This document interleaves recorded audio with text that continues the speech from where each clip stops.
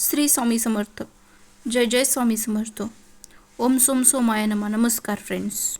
3 मार्च 2026 रोजी ग्रस्तोदित चंद्रग्रहण आहे. म्हणजेच ग्रस्त असलेला चंद्र प्रतिबिंब आपल्याला दिसणार नाही. तर हे चंद्रग्रहण भारतामध्ये दिसणार आहे का?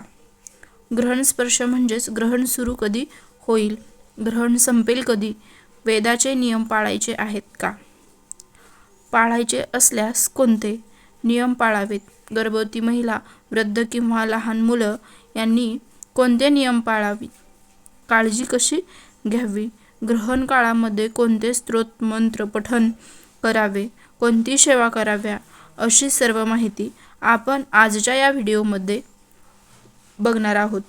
चला तर काय आहेत ग्रहणाचे नियम. 3 मार्च 2026 रोजी हे ग्रस्तोदित चंद्रग्रहण भारतामध्ये सर्वत्र दिसणार आहे. त्यामुळे सर्वांनीच वेदाचे नियम पाळायचे आहेत. 3 मार्च रोजी धुलीवंदन आहे. 2 मार्च रोजी होळी. संध्याकाळी आपण नेहमीप्रमाणे 2 मार्चला संध्याकाळी हुताशनी पौर्णिमा म्हणजेच होळीची पूजा करावी. आणि 3 मार्च रोजी हे ग्रस्तोदित चंद्रग्रहण आहे. सर्वात महत्त्वाचं, ग्रहणाविषयी कोणती शंका भीती मनात ठेवू नका. विशेषतः गर्भवती महिलांनी कोणते ग्रहण त्या काळामध्ये पृथ्वीवरील विषाणूचा संसर्ग वाढलेला असतो, कारण वातावरणात बदल झालेला असतो. त्यासाठी आपल्याला काही नियम पाळावे लागतात. आणि विशेषतः अन्नग्रहण म्हणजेच जेवण ग्रहणाच्या काळात करत नाहीत. ग्रहण कोठे कोठे दिसणार आहे? भारतासह ऑस्ट्रेलिया, न्यूझीलंड, कॅनडा, दक्षिण अमेरिका, संपूर्ण अमेरिका, जपान, पूर्व आशिया, रशियाचा मध्य आणि पूर्व प्रदेश इत्यादी ठिकाणी हे ग्रहण दिसणार आहे. ग्रहण स्पर्श म्हणजेच सुरू कधी होणार आहे? 3 मार्च 2000 रोजी दुपारी 3:20 ग्रहण सुरू होईल. आणि मोक्ष म्हणजेच ग्रहण संपेल कधी? 3 मार्च रोजी संध्याकाळी 6:48 ग्रहणाचा पुण्यकाळ कधी आहे? तर ग्रहणाचा पुण्यकाळ आहे 3 मार्च रोजी सूर्यास्तापासून, म्हणजेच 3 मार्च रोजी संध्याकाळी 6:20 पासून संध्याकाळी 6:48 पर्यंत, म्हणजे साधारण अर्ध्या तासाचा पुण्यकाळ आहे. अल्प आहे, कमी आहे. या वेळेत आपण जास्तीत जास्त सेवा करावी. वेदाचे नियम कधीपासून पाळायचे? वेदाचे नियम आपल्याला पाळायचे आहे 3 मार्च रोजी सकाळी, म्हणजे सूर्योदयापासून संध्याकाळी ग्रहण संपेपर्यंत 6:48 पर्यंत.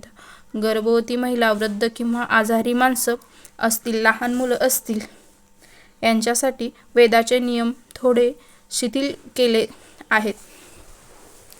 त्यांनी सकाळपासून म्हणजेच सूर्योदयापासून नियम पाळायची गरज नाही. त्यांनी सकाळी 11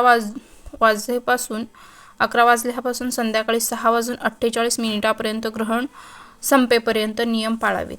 वेद काळामध्ये काय करावं?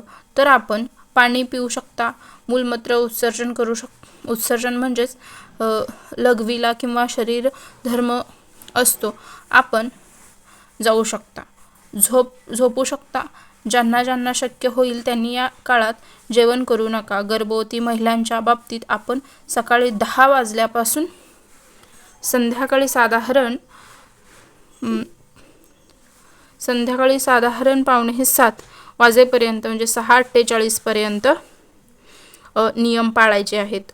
मग आपण काय करा? सकाळी 11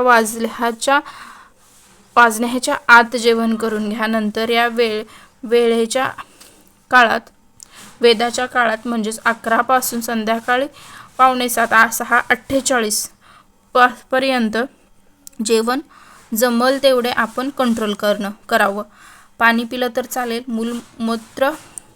मलमूत्र विसर्जनासाठी आपण गेलं तर नक्की चालेल. झोप घेतली तर चालेल.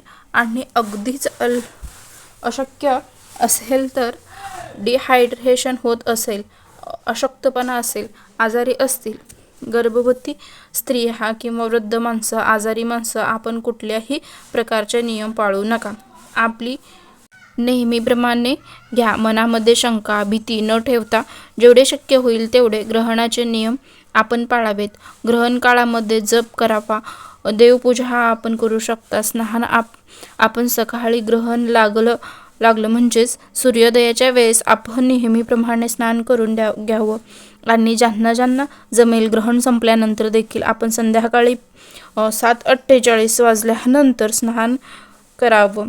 ज्यांना नियम पाळणं अगदीच अशक्य असेल त्यांनी ग्रहणाचा जो पुण्यकाळ आहे त्या काळात पुण्यकाळात अत्यल्प आहे, फक्त अर्ध्या तासाचा, तो आहे 3 मार्च रोजी संध्याकाळी 6:20 संध्याकाळी 6:48 हा 30 मिनिटाचा जो काळ आहे. या दरम्यान आपण शक्य होईल एवढे नियम पाळावेत.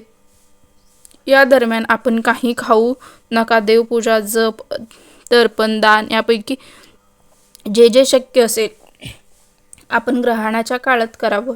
आपल्याला गुरुमंत्र एखादं दिलं असेल, या मंत्राचा आपण पठण करू शकता किंवा कुठलाही मंत्र, श्री स्वामी समर्थ किंवा लक्ष्मी मातेचा मंत्र, भगवान विष्णूंचा मंत्र, पुरुषोक्त किंवा स्त्री सुक्ताचा पठण आपण करू शकता.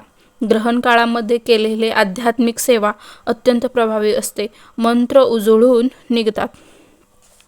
त्यामुळे ज्यांना शक्य होईल त्या ग्रहण काळाचा सुवर्ण संधी समजून उपयोग करा. जास्तीत जास्त आध्यात्मिक सेवा करा, ज्यामुळे आपल्याला सकारात्मक ऊर्जा प्राप्त होईल, आपलं मन पॉझिटिव्ह होईल.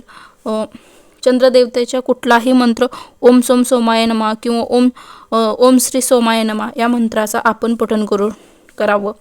हे शास्त्र आहे. शास्त्राला काहीतरी आधार असतो. उघड्या डोळ्यांनी ग्रहण बघू नका. 3 मार्च रोजी सूर्योदयापासूनच दूध असेल किंवा खाद्यपदार्थ असतील घरातील, त्यावरती तुळशीपत्र ठेवावं.